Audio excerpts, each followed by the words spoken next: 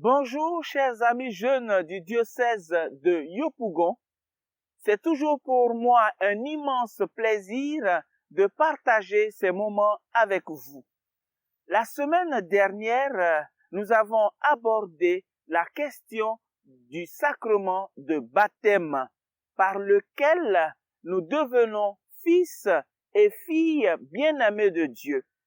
Le sacrement de baptême nous ouvre à une vie nouvelle dans le Christ. Comme toute vie, la vie chrétienne née du baptême est appelée à grandir et à mûrir. Le sacrement que nous allons voir aujourd'hui, qui est le sacrement de confirmation, nous aide justement à parachever et à consolider dans notre vie les effets du baptême.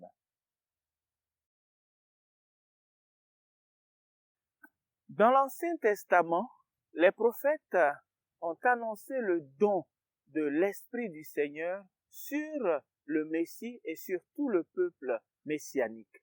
Rappelons-nous la prophétie de Joël 2, verset 28. En ces temps-là, je répandrai mon esprit sur toute chair. Vos fils et vos filles prophétiseront.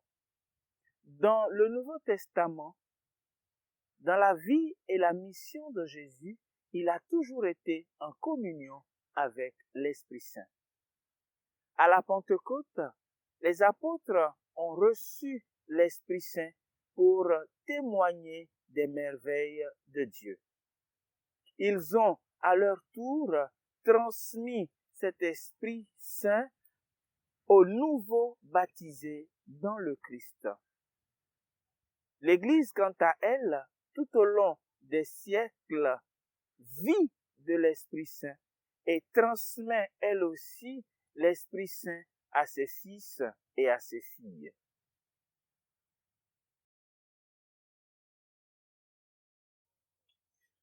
Par la confirmation, nous recevons une effusion particulière de l'Esprit Saint comme à la Pentecôte. Cette effusion de l'Esprit Saint imprime dans l'âme un caractère indélébile et elle augmente la grâce baptismale. La confirmation enracine aussi très solidement dans la filiation divine acquise au baptême.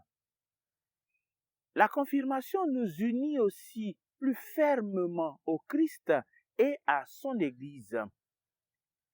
Dans le sacrement de confirmation, nous avons aussi une force qui nous permet de témoigner plus activement de la foi chrétienne. Le sacrement de confirmation renforce dans l'âme les dons de l'Esprit Saint.